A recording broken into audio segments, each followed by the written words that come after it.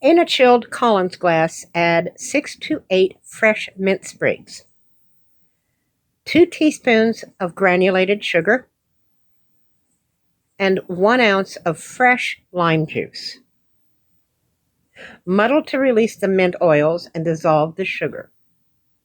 Now fill the glass with ice cubes and pour in 1.5 ounces of white rum.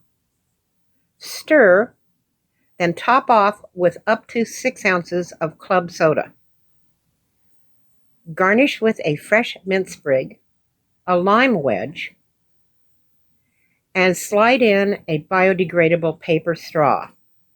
And you are ready to serve and enjoy the national drink of Cuba, El Mojito, brought to you by MartiniDiva.com. Cheers, my dears.